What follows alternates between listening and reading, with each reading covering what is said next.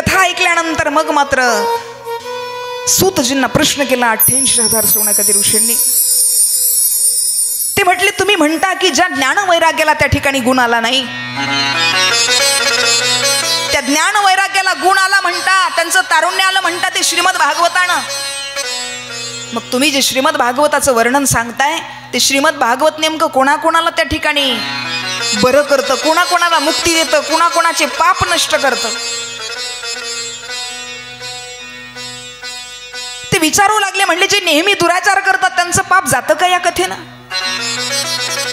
जे कपटी आहेत, जे माता पित्यांना त्या ठिकाणी त्रास देतात, त्यांची निंदा करतात, जे वाममार्गाला जातात, मद्यपान करतात,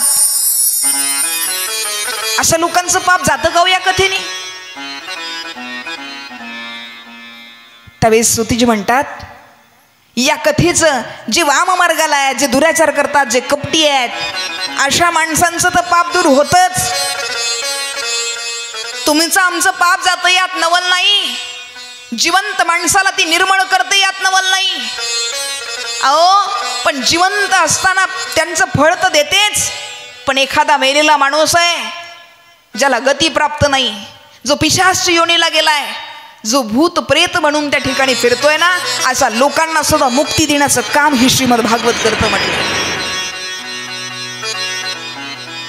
त्यावेळेला ते विचारतात, शौनकादी ऋषी म्हटले तुम्ही सांगताय हे खरं आहे, पण असं काही उदाहरण आहे का की एखाद्यानं त्या ठिकाणी हे भागवत ऐकलंय, अशा एखाद्या पिशाचाची मुक्ती झाली आहे? त्यावेळेस त्या ठिकाणी सूतजी कथा सांगू लागले.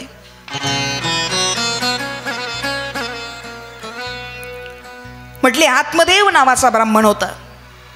तुंगभद्रा नदीच्या काठी एक उत्तम नावाचं नगर होतं आणि त्या नगरामध्ये तो आत्मदेव नावाचा ब्राह्मण राहत होता. आणि राहत असताना त्याच्या पत्नीचं नाव होतं धुंदुली. अतिशय दिसायला सुंदर होती, पण जीवनामध्ये एकच दुःख होतं की संतती नव्हती. आणि संतती नसल्या कारणानं अंतकरण दुःखी होतं. या ब्राह्मणाच्या घरी कशाची कमी नव्हती हो. संपत्तीनं त्या ठिकाणी धनवान होता, घरी चांगलं होतं, पत्नी सौंदर्यवान होती, पण पुत्र संतती नव्हती. आणि आमच्या व्यवहारामध्ये, आमच्या व्यावहारिक जीवनामध्ये तुमच्याकडे किती संपत्ती आहे हे चार चौघामध्ये गेल्यावर विचारलं जात नाही, संतती किती आहे विचारतात. कधीतरी अनुभव घ्या.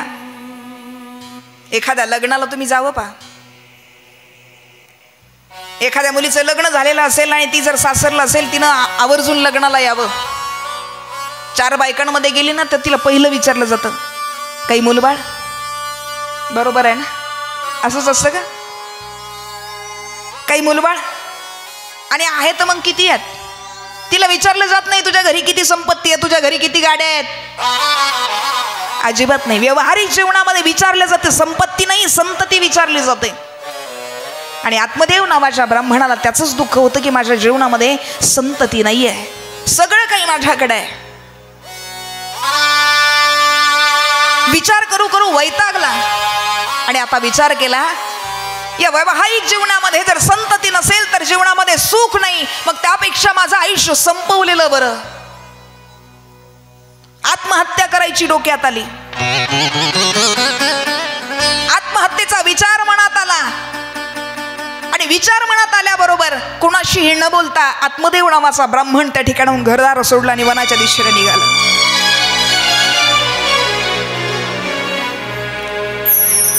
आमच्या जीवनामध्ये आमच्याकडे किती पैसा आहे, आमच्याकडे किती संपत्ती आहे, आमच्या सुखात किती जण वाटेकरी होतात, याच्यापेक्षा आमच्या जीवनामध्ये लक्षात ठेवा आम्हाला दुःख झाल्यानंतर आमच्या दुःखामध्ये सहभागी होण्यासाठी किती लोक येतात ही आमच्या जीवनाची पावती आहे. म्हणून जीवनामध्ये माणसं कमवा, माणसं. पैसा तर आपोआप कमवता येतोय, कारण जीवनामध्ये आम्ही ज्यावेळेला दुःखी होतो ना त्यावेळेस आम्हाला आमचं दुःख व्यक्त करण्यासाठी आमचा जीवाचा जिवलग कुणीतरी एखादा जवळ पाहिजे. एखादा जिवलग मित्र जर जवळ असेल तो असा असावा की आम्ही कुठलीही गोष्ट असेल किती दुःखात असो आम्हाला ती व्यक्त करता आली पाहिजे त्याच्याजवळ. अन्यथा आमच्याकडे अनेक मित्र आहेत, जोपर्यंत आमच्याकडे पैसा आहे तोपर्यंत आमच्या मागे पुढे पडतात. पण ज्यावेळेला आमच्याकडे दुःख येतं ना, ज्यावेळेस आम्ही एकटे पडतो, त्यावेळेला आमच्याजवळ कुणी नसतं. पण जीवनात असा एक मित्र असावा म्हणतात. दुःख डिवायला सारखा, दुःख डिवायला सारखा, मित्र बनव्यामध्ये गारव्यासारखा, मित्र बनव्यामध्ये गारव्यासारखा, मित्र बनव्यामध्ये गारव्यासारखा.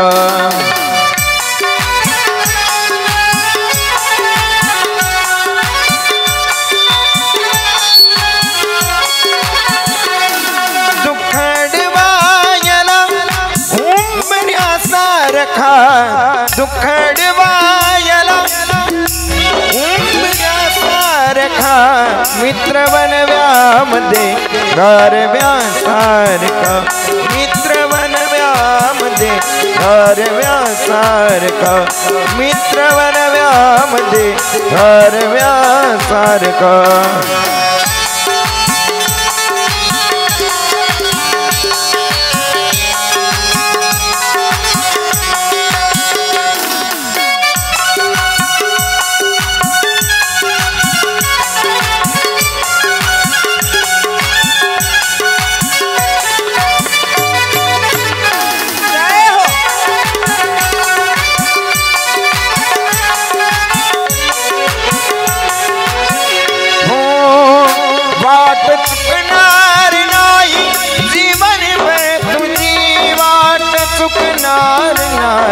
जीवनभर वाट चुकणार नाही, जीवनभर तुझी वाट चुकणार नाही, जीवनभर तुझी.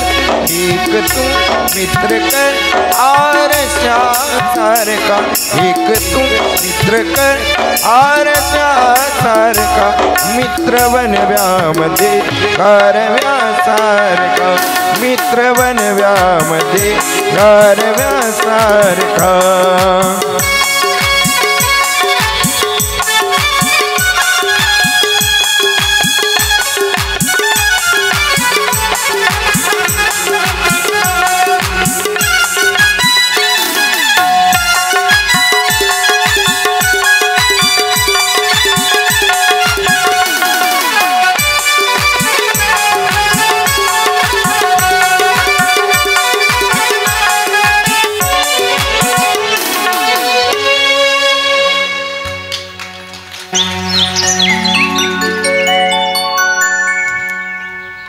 कधीतरी कथेमधलं काही चांगलं वाटलं तर टाळ्या वाजवत चला,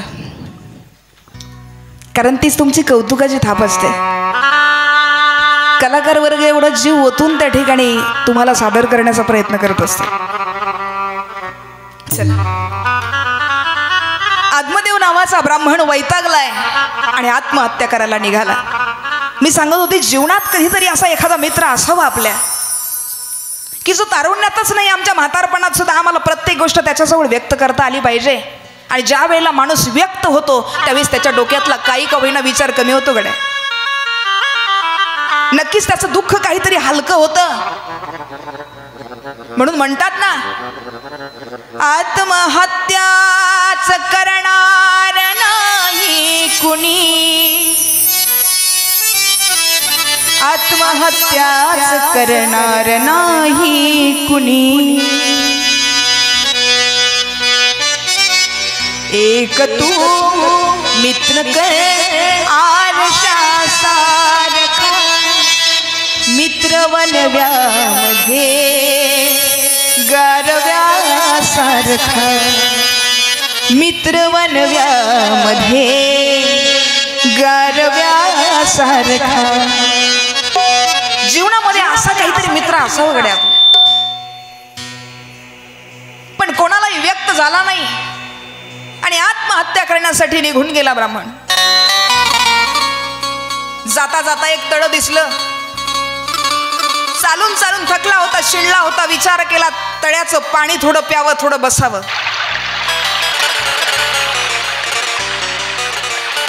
तळ्याच्या काठी गेला, ओंझळीनं पाणी पिऊ लागला. पाणी पिऊन झालं आणि तळ्याच्या काठी बसला तो. आणि काठावर बसल्यानंतर मनात विचार आहे, काय दुर्दैव असेल माझं,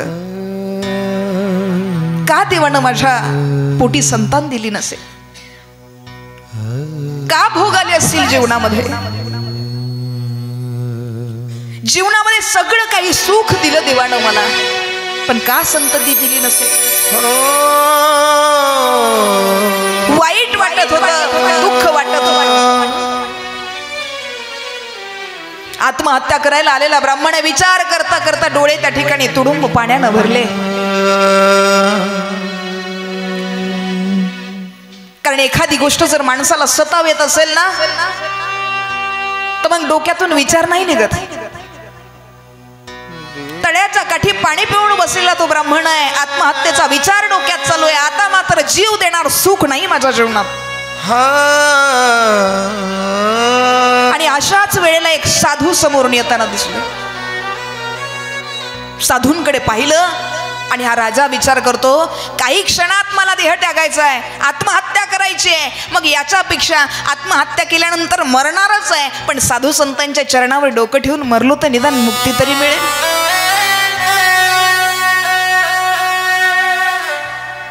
म्हणून तळ्याच्या काठी बसलेला तो ब्राह्मण, आत्मदेव नावाचा ब्राह्मण उठला आणि त्या साधू संतांच्या चरणाजवळ गेला, पायावर नतमस्तक झाला आणि पायावर डोकं ठेवलं. आता त्याला सहन नाही झालं, हंबरडा फोडून रडायला लागला. तो रडायला लागल्यानंतर त्या ठिकाणी त्या साधू महात्म्यानं विचारलं, अरे एवढा रडतोस, तुझ्या जीवनात असं काय दुःख आहे रे, काय दुःख झालं एवढं की एवढा तू त्रासलायस. आणि एखाद्यानं जर दुःख विचारलं ना तर आम्हाला बरं वाटतं, कारण आमचं दुःख कोणाकडे सांगावं ही खूप फार मोठी मोलाची गोष्ट आहे. कारण सध्या जगतामध्ये तुम्ही दुःखी जर असाल, 10 लोक तुम्हाला येऊन खोलून खोलून विचारतील, तुमच्या समोर असताना तुमचं दुःख रडून रडून ऐकतील आणि तुमची पाठ फिरायचा विलंब आहे. तुमची पाठ फिरली की मग मात्र इकडे तुमच्या कुटाळक्या करायला सुरुवात करतील. बरं आहे, त्याला असंच पाहिजे होतं, असं समाज आहे.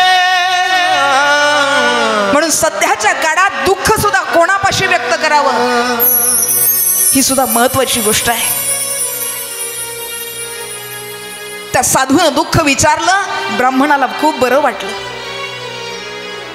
पण विचारल्यानंतर आता डायरेक्ट तरी कसं सांगावं, म्हणून आता फिरून फिरून फिरून फिरून त्या ठिकाणी फिरून फिरून सांगू लागला तो आत्मदेव नावाचा ब्राह्मण. म्हटला, साधू महात्मे महाराज, माझं दुःख असं आहे की माझ्या घरी मी जर झाडे लावली ना तर त्या झाडांना फळं फुलं येत नाहीत महाराज. अहो एवढंच नाही, माझ्या घरी जर मी गाय पाळली तर ती सुद्धा वांझ होते, तिला त्या ठिकाणी वासरू होत नाही.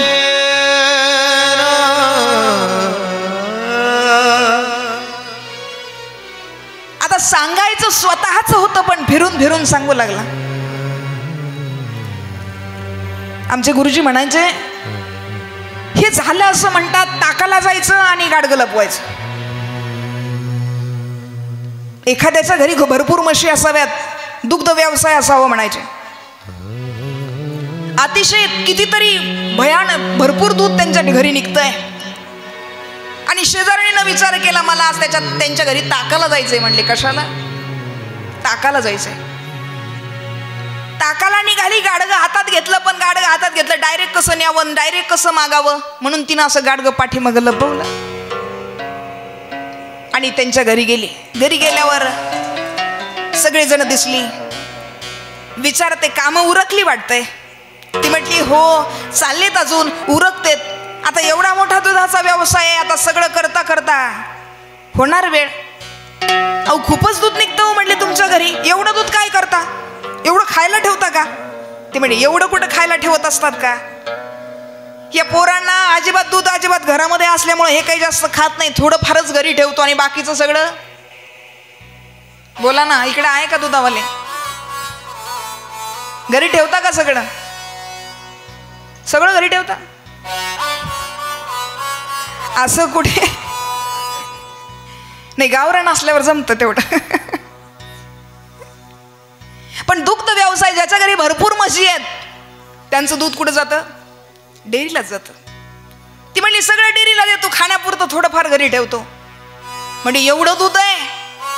मग म्हटली त्याचं दही पण फार होत असेल हो तुमच्या घरी? म्हटली हो होतं ना. मग एवढ्या दह्याचं काय करतो तुम्ही? आता प्रश्न पहा बरं का. आणि आमच्या महिला मंडळी तर एवढं खोलून विचारतात, त्यांच्यासारखं कुणी विचारत नाही.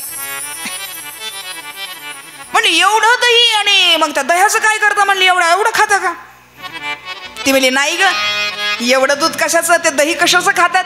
यांना दूधच आवडत नाही तर दही कुठलं खावं यांनी? म्हणली त्याचं घुसळण करते आणि त्याच्यापासून काय काढते? लोणी. म्हटली बाई, आणि लोणी काढल्यावर मग त्याचं ताक राहत असेल की, मग ताकाचं काय करतात? ताक प्यायला देता का? ती म्हणली अगं हे दूध खात नाही, दही खात नाही आणि हे ताक खाणार आहेत का? मग ताक काय करता? म्हणली फेकून देतो. म्हणली एवढ्या मोला मागाचं फेकून द्यायचं असतं वय? अहो मग ते द्यावं कुणाला? म्हणली मला द्या की. मग कशात? मडक सोबतच होतं ना, मागचं पुढे याच्यात द्या ना. म्हणली सांगायचं तात्पर्य असं आहे, गेली कशाला? ताकाला. पण सुरुवात कुठून केली? दुधापासून. आत्मदेव नावाच्या ब्राह्मणाला त्या साधूनं विचारलं काय दुःख आहे तुझ्या जीवनात? पण राजानं फिरून फिरून सांगायला सुरुवात केली. आधी झाडाचं सांगितलं, झाडाला फळफूल येत नाही मी लावलेल्या झाडाला. मी गाई जर पाळली तर तिला वासरू होत नाही. आणि एवढंच नाही, माझ्या जीवनात असं दुःख आहे की महाराज जीवनात सगळं आहे, संपत्ती आहे, धन आहे, सगळं देवानं दिलंय, पण देवानं संतती नाही दिली हो. माझ्या वैवाहिक जीवनामध्ये संतती नाही तर माझ्या जीवनात सुख नाही आहे. कारण वैवाहिक जीवनामध्ये संपत्तीपेक्षा संततीला महत्व आहे. ज्या वेळेला संतती होते ना त्यावेळेला ते घरदार भरभरल्यासारखं दिसतं. महाराज विनंती करतो तुमच्या पायाशी, पण काहीतरी पुत्र होईल असं वरदान द्या ना. विनंती करू लागला साधू महात्म्याला. साधू महात्म्यानं त्याच्या चेहऱ्याकडे बघितलं आणि कपाळाची ललाट रेषा पाहिली. जो दुःखानं ग्रासलेला आहे, जो पुत्राची प्राप्तीसाठी मागणी मागतोय, जो म्हणतोय एखादा पुत्र होईल असं वरदान द्या, त्याचं कपाळ पाहिल्याबरोबर त्या साधूनं पाहिलं आणि त्या ब्राह्मणाला बोलू लागले, ब्राह्मणा, अरे तू म्हणतो मला पुत्र प्राप्तीसाठी वरदान द्या, पण अरे पुढच्या 7 जन्मात तुझ्या नशिबात पुत्र प्राप्ती नाहीये.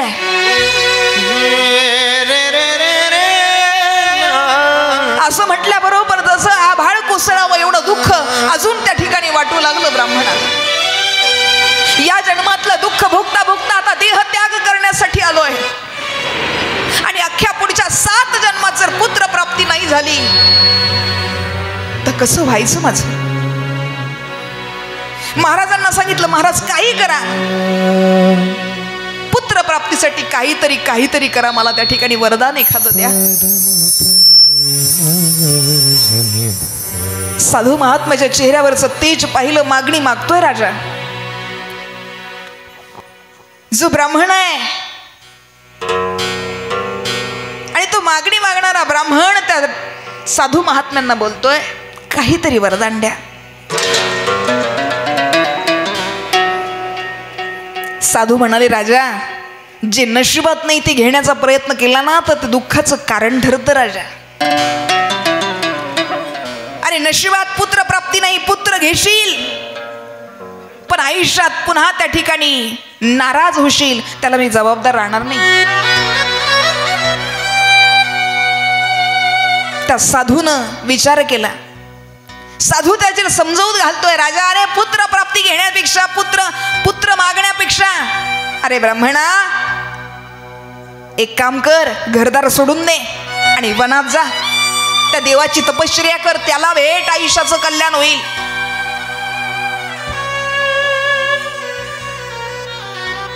पण ब्राह्मण काही जायला कबूल नाही.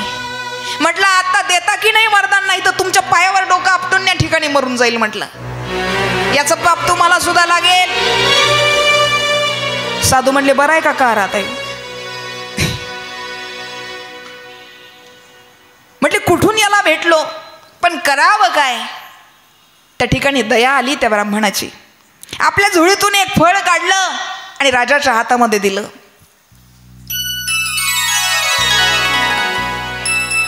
आणि त्या राजाच्या हातामध्ये दिल्यानंतर सांगितलं, राजा हे फळ घे, हे फळ घरी घेऊन जा,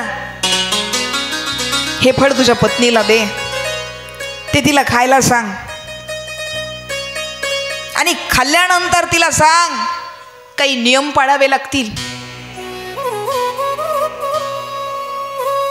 असं म्हटल्याबरोबर एक वेळा जेवावं, संकीर्तन करावं, नेहमी खरं बोलावं, असे अनेक प्रकारचे नियम ते सांगितले. आणि नियम सांगितले. राजा त्या ठिकाणी आनंदानं घरी निघाला. का? ज्याच्या आयुष्यात पुत्रप्राप्ती नाही, पुत्रप्राप्तीसाठी वरदान मिळालं. त्या ठिकाणी राजा आनंदानं घरी गेला.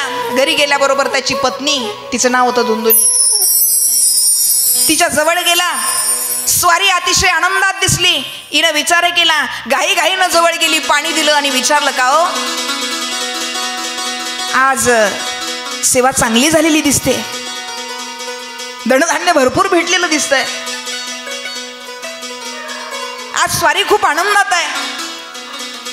त्यावेळेस तिनं ब्राह्मण सांगतो, अगं बाकीचं काही नाही, पण आपल्या जीवनात संतती नाही, या संततीसाठी एका साधू महात्म्यानं आपल्याला वरदान म्हणून दिलंय. ते फळ लगेच बाहेर काढलं आणि तिच्या हातात दिलं. सांगितलं, हे फळ तू खा, खाल्ल्यानंतर सांगितलेले नियम पाळ, आपल्याला पुत्र प्राप्ती होईल. ते फळ घेतलं. ब्राह्मण आनंदी येतो, निघून गेला कामासाठी. पण आता हिच्या मनात विचार येऊ लागले. ती दिसायला सुंदर होती, पण कुटील होती म्हणतात. भागवतामध्ये वर्णन आहे, तरुणी कुटिला तस्य संख्य ग्रेच शोधः. म्हणजे ती कुटीला होती म्हटले. तिच्या मनातले विचार खूप वेगळे होते.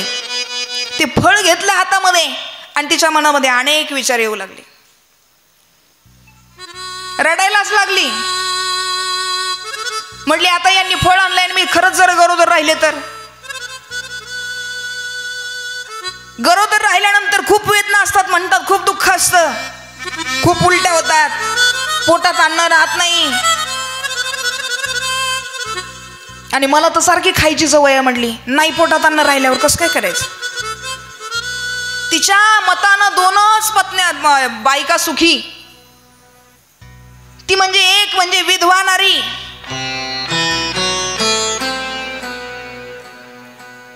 आणि एक म्हणजे वांज. विंध्यावा विधवा नारी सुखिनीं चेतिमेवती. जी त्या ठिकाणी जिला पुत्रच होत नाही अशी वांज असणारी ती एक बाई सुखी आहे म्हणायची. आणि जिचा नवरा मेलाय अशी एक बाई सुखी आहे. तिच्या मतानं दोनच सुखी. ती म्हणली, आता हे फळ घेतलंय, आता यानं मी गर्भवती राहिले, मला उलट्या होतील, माझ्या पोटात अन्न राहणार नाही, आणि त्यातली त्यात असं म्हणतात बाळ पोटात वाढायला लागलं की फिरत राहतं, अजून त्रास होईल, आणि मग मला जर वेदना झाल्या तर मग मी काय करू. कोण विचार करताय. त्या आत्मदेव नावाच्या ब्राह्मणाची पत्नी विचार करते. म्हटली, मग मी काय करू.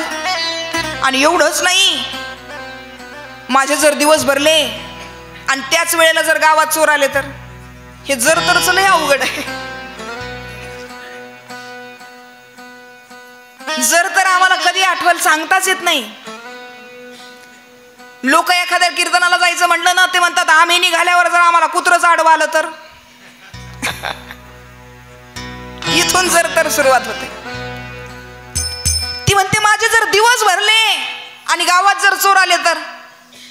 आता दिवस भरायचे, अजून तिला दिवस जायचे, मग तिचे दिवस भरायचे, मग कधी चोर यायचे. पण तिचा विचार पाहणं किती आधीच आहे.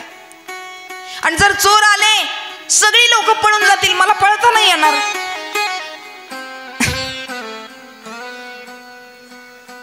मग मी कस काय पळू म्हटली. आणि एवढंच नाही, प्रसूतीच्या वेळेला अकांत वेदना होतात. जीवावर उदार होऊन त्या ठिकाणी लेकराला जन्माला घालावं लागतं. एवढं दुःख कुणी सहन करायचं म्हटली. बाळाला जन्माला घातल्यानंतर त्याचं पालन पोषण करावं लागतं. त्याचं सांभाळ करणं सुद्धा लय अवघड असतं. म्हणली मी जर जेवायला बसले, हे वर्णन नाही बरं का, ती म्हणली मी जर जेवायला बसले त्यानं शीन सू केली तर मग मी काय करू म्हटली. काय करावं मी, त्याच्यापेक्षा नाही झालेलं बरं. अशा वेळेला नुकतीच तिची बहीण त्या ठिकाणी आलेली होती. तिनं तिथं आली आणि आल्यानंतर विचारलं, का ग लय चिंतेत दिसती. तिनं झालेला वृत्तांत सांगितलं. म्हटली माझ्या पतीनं एक फळ आणलंय, कुणीतरी साधू महात्म्यानं दिलंय. सांगितलं हे फळ खाल्ल्यानंतर तुला ते काय होईल, पुत्र प्राप्त होईल, संतती प्राप्त होईल. आणि असं म्हटल्यानंतर म्हटली, ती म्हटली अगं काही कसं ऐकतीस, असं साधूनं फळ दिल्यावर कुठं लेकरं होतात का. अजिबात खाऊ नको म्हटली ती फळ बिळ काय. म्हटली हे बघ तुझ्या घरी धनदौलत भरपूर आहे, धन संपन्नशील आहे, पण मला एकाच गोष्टीचं वाईट वाटतं. अक्षरशः डोळ्याला पाणी आणलं, रडायला लागली ती बहीण तिची. म्हणली वाईट वाटतं मला. कशाचं. म्हणली म्हणतात ना ज्याच्याकडे चणे आहेत त्याला दात नाही, ज्याला दात आहेत त्याच्याकडे चणे नाही म्हणली. ती म्हणली मला तुझं बोलणं नाही कळालं. ती म्हणली अगं बघ ना तुझ्या घरी एवढी संपत्ती आहे, जळता जळायची नाही, पण तुला संतती नाही. आणि माझ्याकडे म्हणली खाऊ घालायला काही नाही. 6-7 मुलं आहेत, 6 लेकरांना जन्म घातलाय, 7व्यांदा गर्भवती म्हणली. माझ्या घरी त्यांना खाऊ घालायला अन्न नाही. मग म्हटली आपण एक काम करते का, तुला पुत्र प्राप्ती पाहिजे, तुला त्रास नकोय, मग मी गर्भवती आहे ना, माझं लेकरू झालं की मी तुला देऊन टाकीन. तू तोपर्यंत काय कर, गर्भवती असण्याचं नाटक कर. म्हणली ठीक आहे नाटक करायला मी तयार आहे, पण मग या फळाचं काय करू. म्हणली त्या फळाचं परीक्षा घेण्यासाठी ते गाईला खाऊ घाल म्हणली.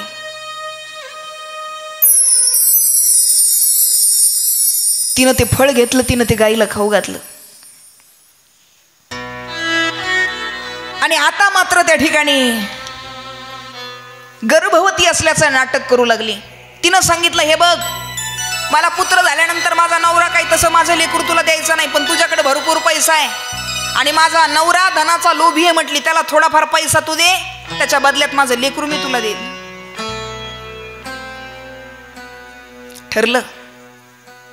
आता मात्र ती गर्भवती होती, हिनं सुद्धा त्या ठिकाणी गर्भवती असण्याचं नाटक केलं. ब्राह्मणाला सांगितलं मी गर्भवती आहे. आनंदी झाला ब्राह्मण. वर्णनया म्हणतात चिंध्या बांधोनिया वाढविले पोट आणि गर्भार बोभाट जगा माझी. पोटाला चिंध्या बांधल्या आणि मी गरोदर आहे, मी गरोदर आहे सगळीकडे सांगत सुटली. आता मात्र 9 महिने 9 दिवस भरले. बाळांतपणासाठी दोघी माहेरी आल्या. माहेरी आल्याबरोबर त्या ठिकाणी दिवस भरल्यानंतर आता मात्र तिची बहीण बाळंतीण झाली. तिला वेदना चालू झाल्याबरोबर हिनंही नाटक केलं, मलाही वेदना झाल्यात, दोघींनाही सोबत दवाखान्यात नेलं. आता यांचं ठरलेल्याप्रमाणे तिनं त्या ठिकाणी बाळाला जन्म दिला आणि जन्म दिल्यानंतर बाळ झाल्याबरोबर तिनं ते उत्स्फूर्त केलं, तिच्याकडे देऊन टाकलं आणि सगळीकडे वहाट केला. आत्मदेव नावाच्या ब्राह्मणाच्या बायकोला पुत्र प्राप्ती झाली. जिचं बाळ तिनं घेतलं तिनं सांगितलं माझं बाळ मृत्यू पावलंय. सगळीकडे आनंदी आनंद झाला आणि त्या आनंदामध्ये त्या ठिकाणी आत्मदेव नावाचा ब्राह्मण आता त्या ठिकाणी दान धर्म करू लागला.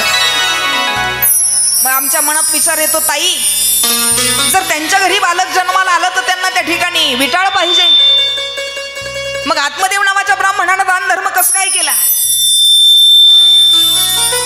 तर शास्त्रामध्ये वर्णन आहे.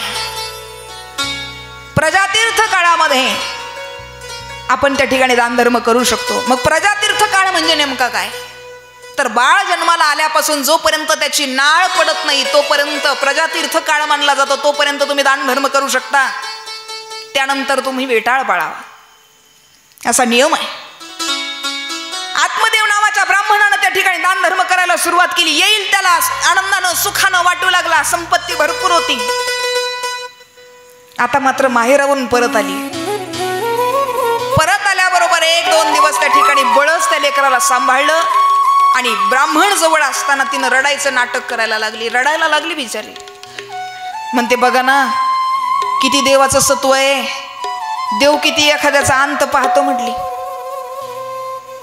काही काही एवढी ऍक्टिंग करत नात ना जसं त्यांना पिक्चरचा मोठा पुरस्कार, ऍक्टिंगचा पुरस्कार मिळालेला असा. एवढं ऍक्टिंग करू लागली ती, एवढं आकांतानं सांगू लागली, अक्षरशः ब्रह्मदेवाला वाईट वाटू लागली. ती म्हणली बघा ना भगवंत कसा आहे.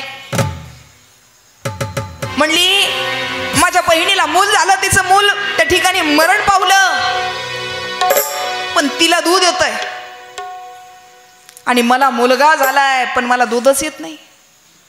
किती डोकं आहे, अतिशय महान डोकं म्हणावं लागेल. म्हटली तिला मूल नाही पण तिला दूध येतंय आणि मला दूधच येत नाही, मग पण बाळाला दूध पाहिजे ना.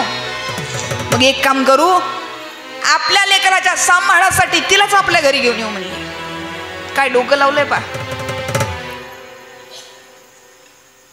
त्या बहिणीला घरी घेऊन आली आणि बहिणीला घरी घेऊन आल्यानंतर आता मात्र बाळाचं संगोपन करायला सुरुवात झाली.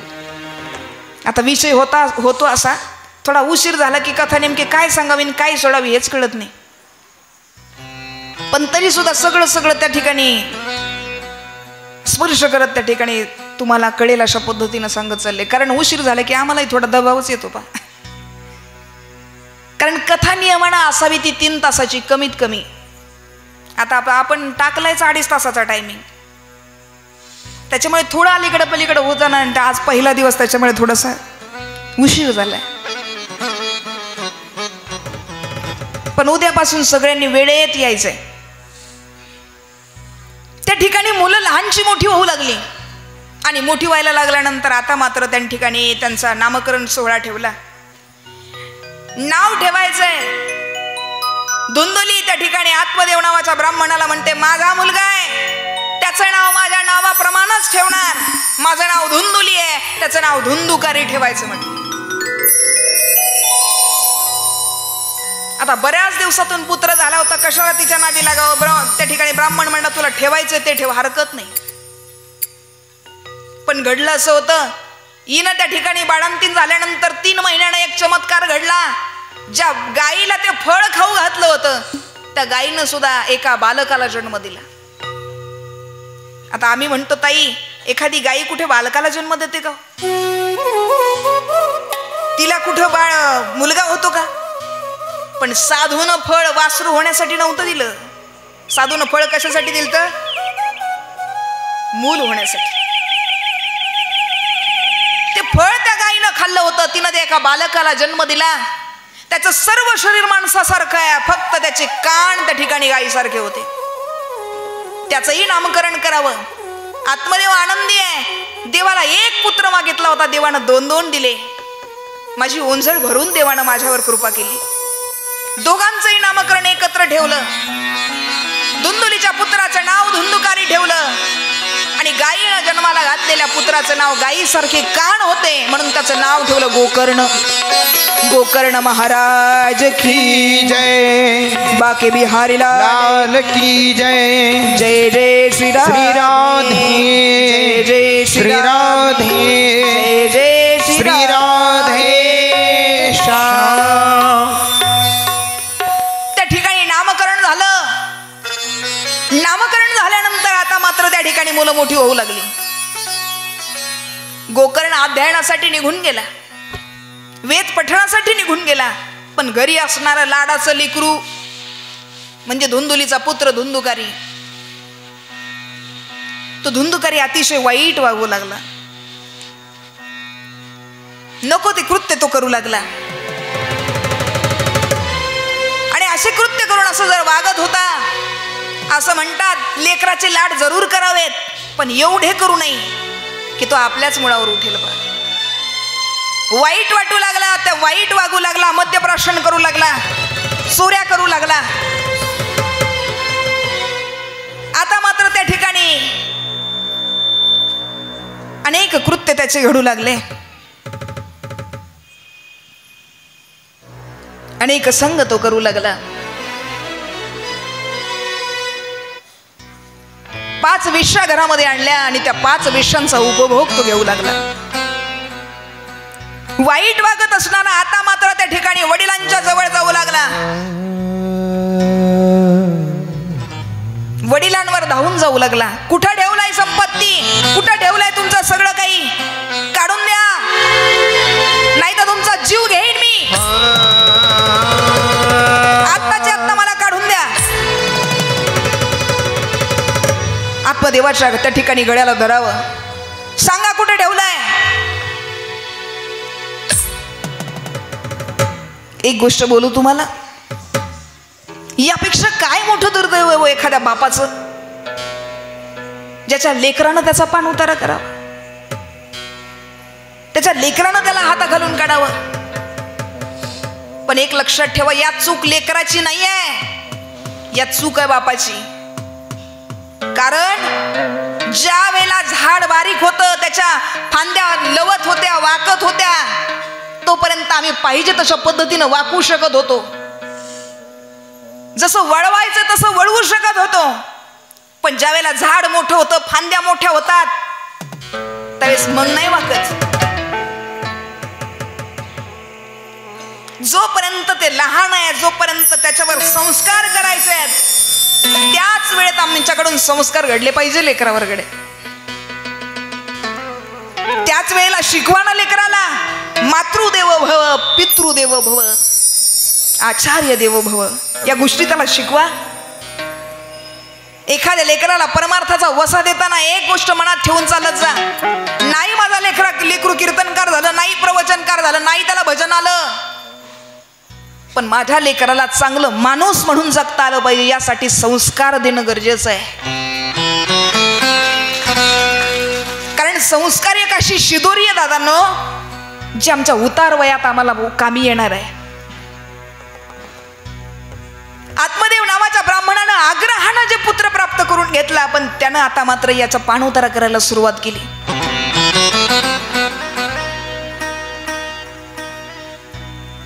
कारण जोपर्यंत झाडाची बांधी कोवळी होती तोपर्यंत नाही ना वाकवली. म्हणून आता तो वाईट कृत्य करू लागला, मद्यप्राशन करू लागला. आणि हे वाईट कृत्य करता करता त्या ठिकाणी तो बापाला सुद्धा धावून जाऊ लागला. एक दिवस बापावर धावून गेल्यानंतर त्याला मारलं. आत्मदेवाला खूप वाईट वाटलं. असं म्हणतात, चाहे बेटा कितना प्यारा हो, उसे सर पे बिठाना न चाहिए. चाहे बेटा कितना प्यारा हो, उसे सर पे बिठाना न चाहिए. जिस भजन में राम का नाम ना हो, उस भजन को गाना ना चाहिए. जिस भजन में हरि का नाम ना हो, उस भजन को गाना ना चाहिए. जिस भजन में राम का नाम न हो, उस भजन को गाना चाहिए. जिस भजन में राम का नाम न हो, उस भजन को गाना ना चाहिए. जय हो ताली के साथ.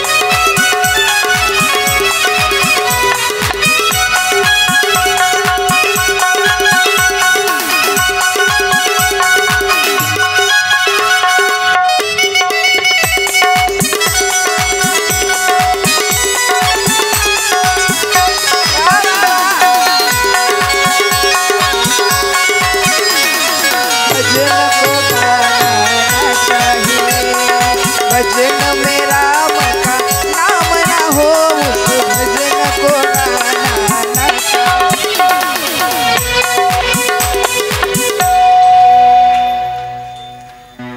असं म्हणतात ज्या भजनात देवाचं नाव नाही ते भजन म्हणू नये.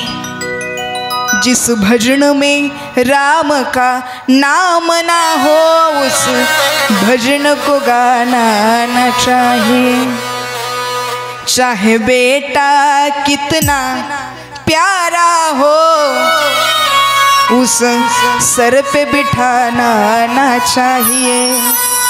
त्याला डोक्यावर बसून उपयोग नाही. आणि एकदा का तुम्ही डोक्यावर बसवलं ना मग तो तिथंच बसून शी शू सगळं करतो. मग काय उपयोग होत नाही. मग नाही उतरत खाली तो. म्हणून वेळेत पाहिजे सगळं. म्हणून आजपासून आम्ही मनात विचार करावा की आमची लेकरं आहेत, आमची नातवं आहेत, त्यांना आत्तापासून आम्ही संस्काराची शिदोरी देऊ गड्या. आत्मदेवाला त्यानं मारलं, वाईट वाटलं. आणि विषय असा आहे घरदार सोडलं, वनात निघून गेला. वनात जात असताना नेमकंच गोकर्णजी भेटले. गोकर्णजी भेटले आणि डोळ्यातले अश्रू पाहिले आत्मदेवाच्या. गोकर्णजी म्हणतात बाबा बाबा तुमच्या डोळ्यात पाणी दिसतंय. बाबा काय झालं तुम्हाला? त्यावेळेस रडणाऱ्या आत्मदेवानं सांगितलं गोकर्णा अरे ज्याचा एवढा लाड केला, ज्याला एवढा जवळ ठेवलं, म्हणून ती गोष्ट त्याला पुरवली. तळ हाताच्या फोडासारखं ज्याला जपलं, कुठल्या गोष्टीची कमी नाही पडू दिली ज्याला, त्याला जी गोष्ट हवी होती ती गोष्ट प्रत्येक त्याच्या मागण्याच्या आधी आम्ही पोहोच केली. पण असं असणाऱ्या लेकरानं मला मारलं गोकर्णा. आता नाही राहायचं मला संसारात. वनात निघालोय. त्यावेळेस पुत्र असणारा गोकर्ण असणारा ज्याला गायीनं जन्म दिलाय तो आत्मदेवाला म्हणतो बाबा अहो बाबा या संसाराची आस करण्यापेक्षा, याच्या मोहात राहण्यापेक्षा बाबा वनात जा ना तुम्ही. अहो त्या भगवंताची तपश्चर्या करा ना. तो भगवंत भेटला ना तुमच्या आयुष्याचं सार्थक होईल बाबा. एक मात्र गोष्ट लक्षात घ्या तुम्ही सगळ्यांनी. ज्या वेळेला आत्मदेव आत्महत्या करायला गेला होता त्यावेळेला साधून सुद्धा हेच सांगितलं होतं पण नाही कबूल झाला. आमचं तुमचं असंच आहे. साधून सांगितलं तेव्हा नाही कबूल झाला पण आता मात्र संसारानं लाथ दिली. आता झाला ना कबूल राजा वनात जायला. आम्ही सुद्धा परमार्थाला लागत नाही. आता करू, मुलाचं लग्न झाल्यावर करू, त्याला मुलबाळ झाल्यावर करू, अजून त्याची काही सोय लागल्यावर करू. पण ज्या वेळेला संसार लाथ देतो ना मग मात्र देवाचं देऊळच धरावं लागतं. डोळ्यातून घडघड अश्रू येतात. गोकर्णजीनं सांगितलं बाबा त्या भगवंताला भजा, त्याला तुम्ही मिळवण्याचा प्रयत्न करा, आयुष्याचं सार्थक होईल. गोकर्णाचं ऐकलं आणि आत्मदेव वनात निघून गेले.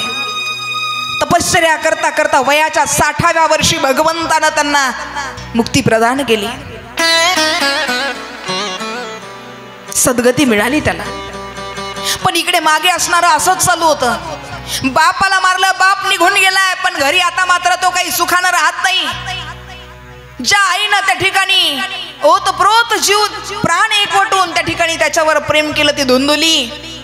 माझा एकुलता एक पोरगा, एकुलता एक पोरगा म्हणून जिनं प्रेम केलं त्या धुंदुलीला एक दिवस त्यानं रागानं म्हणावं हे बघ बापानं नाही दिलं पण तुला माहित आहे कुठं ठेवलेलं आहे ते, आत्ताच्या आत्ता दे नाही तर लाथ मारून त्या ठिकाणी हाकलून दे, जीव घेईन मी तुझा.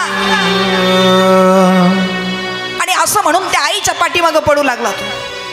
धावत पळत आकांत करत ती निघून गेली, पडून गेली. अंधाऱ्या रात्री पळणाऱ्या आईनं ठेच लागली आणि जाता जाता एका विहिरीत पडून त्या ठिकाणी तिचा मृत्यू झाला. आई वारली, वडीलही गेले, पण तरी सुद्धा अजून थाऱ्यावर नाही आला धुंदुकारी. ज्या 5 विश्वा घरामध्ये त्यांच्या पूर्ण तो करू लागला. पण एक दिवस विचार केला, 5 जणी आहेत, त्यांची पूर्तता झाली पाहिजे म्हणून राजाच्या घरी चोरी केली. अनेक धनधान्य त्या ठिकाणी, संपत्ती एकवटून त्या ठिकाणी चोरी करून घेऊन आला. आणि घेऊन आल्याबरोबर ते सगळं धन आल्यानंतर त्या वेश्यांच्या हवाली केलं. एवढं धन, एवढी संपत्ती पाहिली,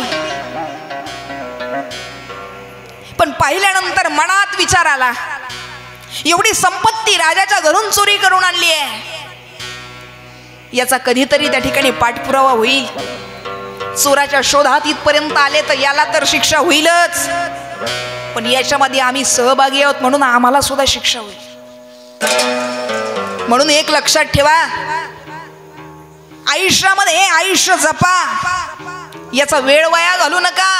का? कारण या देहाला काडी लागल म्हणून. आणि आयुष्यात पैसा एवढा कमवू नका, त्याच्या नादी एवढं लागू नका, वाईट पैसा घरात आणू नका. का? कारण त्याच्या मागे ईडी लागल म्हणून. संपत्ती आणली त्यानं. या 5 विष्टांनी एकत्र येऊन विचार केला, याच्या दुःखामध्ये, याच्या शिक्षेमध्ये सहभागी होण्यापेक्षा याच्यासारखे अनेक भेटतील आपल्याला, पण एवढी संपत्ती परत नाही भेटणार. संध्याकाळच्या वेळी मद्यप्राशन करून त्या ठिकाणी अतिशय बेभान अवस्थेमध्ये धुंदुकारी घरी आला. घरी आल्याबरोबर या 5 वेश्यांनी विचार केलेला होता. सगळीकडून त्याला धरलं, त्याच्या दोन्ही हाताला धरलं, दोन्ही पायाला धरलं आणि एका बांधून टाकलं खोटलं. म्हटले याला फाशी देऊन मारायचं. सगळ्या जणी धरून बेधुंद अवस्थेत होता, सगळ्यांनी धरून त्याला फाशी देण्याचा प्रयत्न केला, पण फाशी देऊन सुद्धा मरेना तो. त्याचा गळा दाबून मारावा म्हटलं, पण तरी सुद्धा मरेना. त्या ठिकाणी आवाज करू लागला, आरडाओरडा करू लागला. ज्या वेश्यांना पुरवण्यासाठी, त्यांच्या गरजा भागवण्यासाठी हा चोरी करत होता, त्या ठिकाणी नालस्ती करत होता, आता तो गळा दाबून सुद्धा मरत नाही. मग त्यांनी काय केलं, लाल तप्त झालेला असा असणारा विस्तव त्यांनी आणला आणि त्याच्या तोंडात भरला. विस्तव तोंडात भरल्याबरोबर त्या ठिकाणी आकांत वेदना होऊ लागल्या त्याला, पण तरी सुद्धा मरेना. मग दगडानं डोकं ठेचून त्याला मारलं, डोकं ठेचून मारलं, पण याला आता करावं तरी काय या शरीराला म्हणून त्याच्याच घरात त्याला खड्डा खाल्ला आणि त्याच खड्ड्यात त्याला पुरलं. सगळी संपत्ती घेऊन या पसार झाल्या, पण ज्याच्यावर कुठलंच कर्म झालं नाही, ज्याचा दशक्रिया झाला नाही, ज्याचा 13वा झाला नाही, ज्याचं वर्ष श्राद्ध झालं नाही, असा धुंदुकारी पिशाच योडीला गेला. भूत प्रेत पिशाच बनून त्या ठिकाणी तो फिरू लागला. एक दिवस गोकर्णजींना आपल्या आईची आठवण झाली. आठवण झाल्यानंतर विचार केला आपल्या आईला भेटावं, एकदा आपल्या गावी जावं म्हणून त्या ठिकाणी गोकर्णजी आले. तुंगभद्रा नदीच्या काठी उभा राहून त्या नदीला प्रणाम केला. गावातली असणारी चिमूटभर माती घेतली, आपल्या कपाळाला लावली आणि धुंदुकारी आपल्या घराकडे आले. घराकडे असणारी त्यांची आई म्हणजे ती गोमाता डोळ्यात प्राण ठेवून त्या ठिकाणी लेकराची वाट पाहत होती. वाट पाहत असताना मनात म्हणत होती, गोकर्णा, अरे किती दिवस झालं रे तुला पाहिलेलं गोकर्णा. आता मी म्हातारी झाले, आता माझा अंतकाळ जवळ आलाय रे गोकर्णा. सगळं जीव, माझा सगळं शरीर निस्तब्ध पडलंय, पण डोळ्यात आस आहे, तुला एकदा भरभरून पाहायचंय रे गोकर्णा. कधी भेट देशील मला? एकदा तरी ये ना, या तुझ्या आईला एकदा तरी भेट दे ना रे गोकर्णा. कधी येणार आहेस तू माझ्याकडे? तुझ्या रस्त्याकडे वाट लावून त्या ठिकाणी डोळे लावून बसले रे गोकर्णा. या आईला भेट देण्यासाठी एकदा तरी येणार रे बाबा.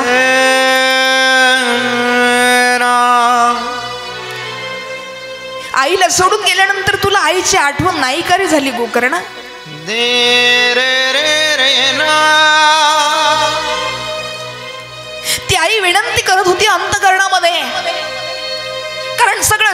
शांत पडलेला आहे, फक्त डोळ्याची पापणी लोते, फक्त प्राण डोळ्यात रोखून ठेवलाय त्या गोमातेनं. माझं लेकरू ज्या वेळेला येईल ना त्याला एका भरभरून पाहिल, मग मी मोकळी झाली.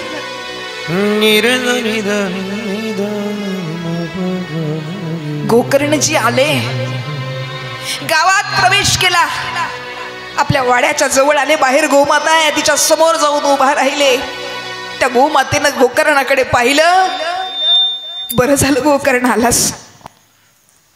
भरभरून त्या गोमातेनं त्या लेकराला पाहिलं, गोकर्णजींना पाहिलं, आणि पुन्हा जे डोळे झाकले तिनं परत कधीच डोळे नाही उघडले.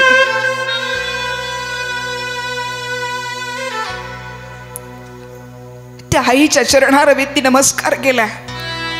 बाकी कार्य आटोपलं आणि संध्याकाळच्या वेळी गोकर्णजी आपल्या वाड्यामध्ये झोपण्यासाठी गेले. अंथरूण टाकलं आणि अंथरूण टाकल्यानंतर आता मात्र त्या ठिकाणी गोकर्णजी त्या अंथरुणावरती झोपले. पण झोप लागे ना, आई गेली होती, विचार मनात चालू होते. पण पडलेले असताना, गोकर्णजी झोपलेले असताना हा धुंदुकारी आभासात्मक जाणीव करून देऊ लागला. कधी रेड्याच्या तर कधी बोकडाच्या रूपामध्ये, कधी घोड्याच्या रूपामध्ये, त्या ठिकाणी अनेक अकराळ विक्राळ रूप तो घेऊ लागला. मध्ये कधी हसायचा, कधी रडायचा, कधी घोडा होऊन समोर यायचा, कधी रेड्याच्या रूपामध्ये यायचा. गोकर्णजींना त्याची जाणीव होऊ लागली. उठून बसले, आवाज दिला, कोण आहे, समोर ये.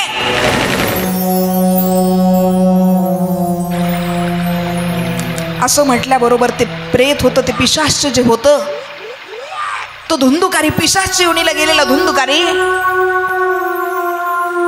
समोर येऊन उभा राहिला. पण पाप एवढं केलं होतं जीवनात की वाचा अजिबात फुटत नव्हती. बोलायचं होतं पण बोलता येत नव्हतं. ढस ढसा रडू लागला. गोकर्णजीने आपल्या कमंडलूतलं पाणी घेतलं आणि शिंपडलं. त्यावेळेस तो बोलू लागला. बोलायला सुरुवात केली. गोकर्णजी म्हणतात, कोण आहे तू? त्यावेळेस गोकर्णजींना तो धुंदुकारी सांगतोय, अहम भात्रात विदियोस्मी धुंदुकारी इति नामतः.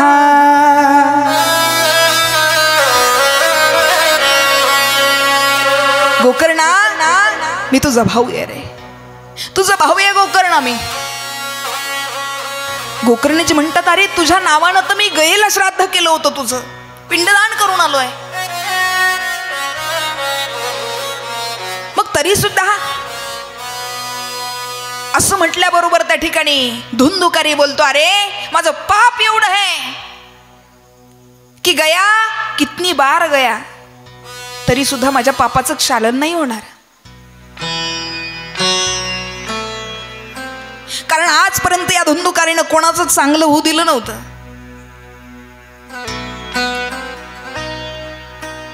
धुंदुकारी वाईट प्रवृत्ती म्हणजे धुंदुकारी आहे.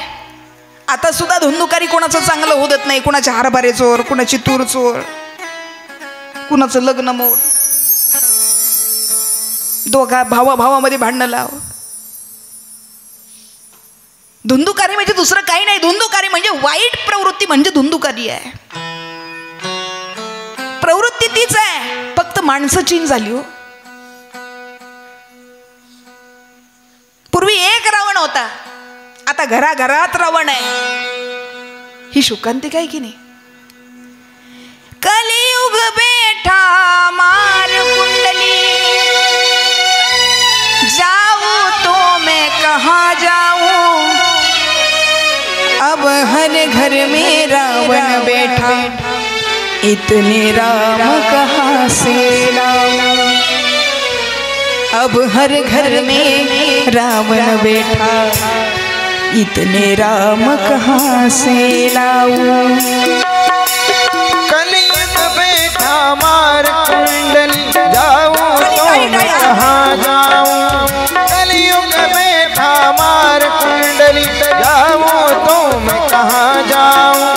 अब हर घर में रावण बैठा इतने राम कहाँ से राम। अब हर घर में रावण बैठा इतने राम कहाँ से राम।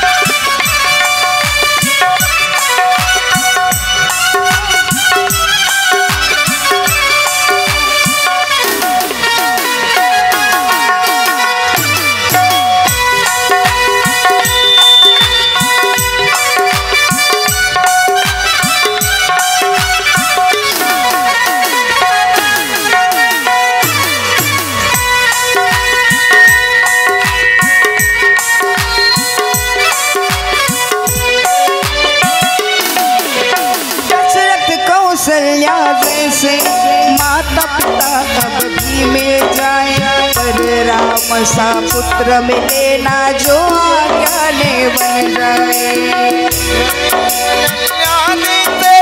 माता पिता अब भी मिल जाए, पर राम सा पुत्र मिले ना जो आज्ञा बन जाए। दशरथ कौशल्या जैसे माता पिता अब भी मिल जाए, पर राम सा पुत्र मिले ना जो आज्ञा बन जाए। जो आज्ञा बन जाए, जो आज्ञा बन जाए। भरत लखन से भाई को मैं ढूंढूं कहाँ से अब लाऊं, हर घर में रावण बैठा इतने राम कहाँ से लाऊं। अरे मेरा मन बेटा इतने राम कहाँ से लाऊं। कलयुग में मार कुंडल जाऊं तो मैं कहाँ जाऊं। अब हर घर में रावण बेटा इतने राम कहाँ से लाऊं। अब हर घर में रावण बेटा इतने राम कहाँ से लाऊं। अब हर घर में रावण बेटा इतने राम कहाँ से लाऊं। गोपाल कृष्ण भगवान की जय। त्या ठिकाणी आता प्रत्येक घरात रावण आहे, प्रवृत्ती बदलली, माणसं तेच आहे. त्यावेळेस धुंदुकारी म्हणू लागला, तू माझा भाऊ आहे ना गोकर्णा, अरे माझ्या उद्धारासाठी तूच काहीतरी करू शकतोस, कर ना काहीतरी गोकर्ण. असं म्हटल्याबरोबर त्या ठिकाणी गोकर्णजी विचार करू लागले, काय करावं काय करावं. सगळं करून बघितलं तरी पण त्याचा उद्धार काही होत नाही. सकाळच्या प्रहरी देवाचं पूजन झालं, आरोग्य प्राशन केलं आणि सूर्यदेवांनी सांगितलं, याचा जर तुला उद्धारासाठी काही जर करायचं असेल तर श्रीमद भागवत कथेचं आयोजन करा म्हटले.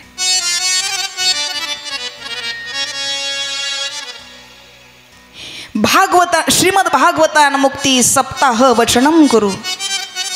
श्रीमद भागवताचं त्या ठिकाणी कथा नामयज्ञ करा असं वचन दिलं.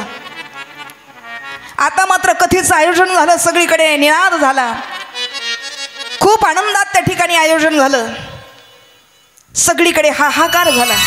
सगळीजण कथेला आवर्जून त्या ठिकाणी यायला लागली. कथेचं नियोजन झालं, आयोजन झालं. कथा कशी करावी, एका लग्ना इतका खर्च करावा म्हणतात कथेला.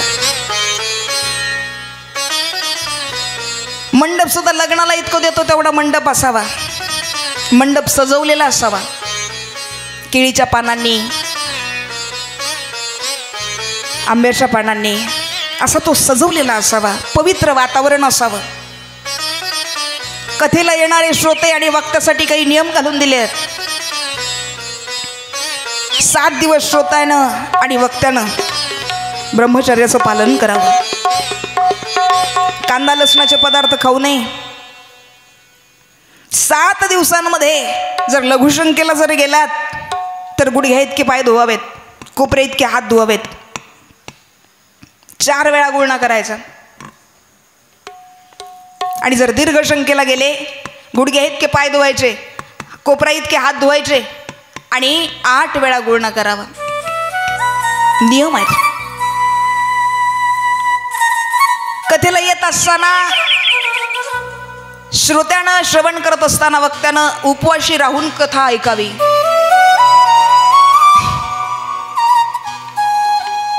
उपवाशी म्हणल्यावर जास्त ताण झाला का?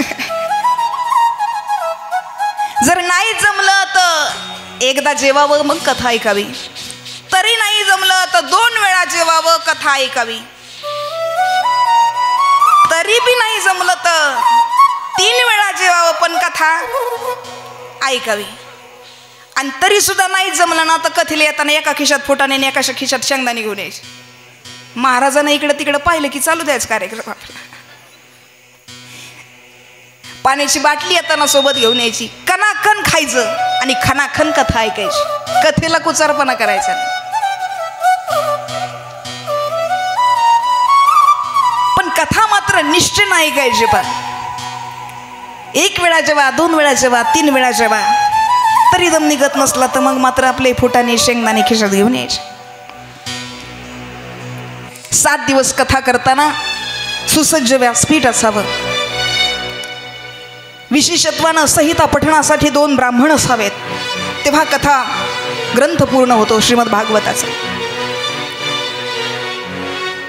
7 दिवस कथेमध्ये भागवत संकीर्तन करण्यासाठी काही महाराज मंडळींचं त्या ठिकाणी आगमन असावं.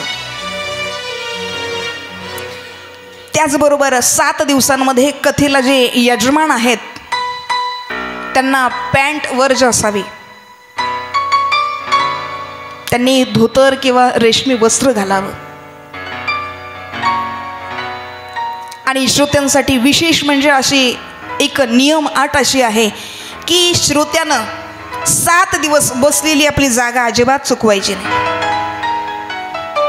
जी जागा तीच जागा शेवटपर्यंत. नाही तर आज इथं उद्या तिथं. काही लोक पुढं बसतात, दुसऱ्या दिवशी मध्ये बसतात, तिसऱ्या दिवशी मागं, चौथ्या दिवशी.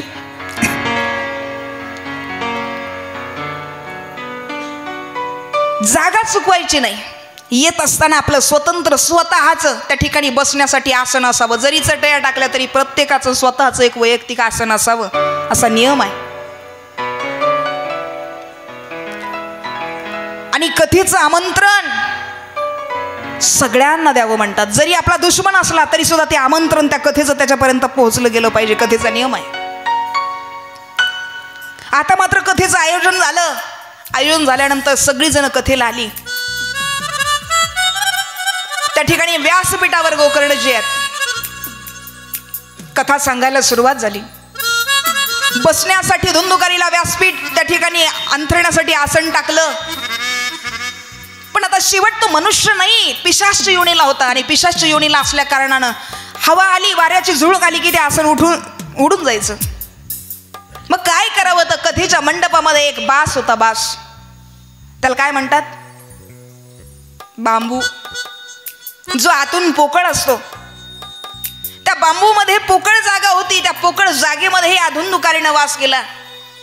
जसं जसं कथा चालू झाली, 1 दिवसाची कथा झाली की पहिली ग्रंथी फुटायची.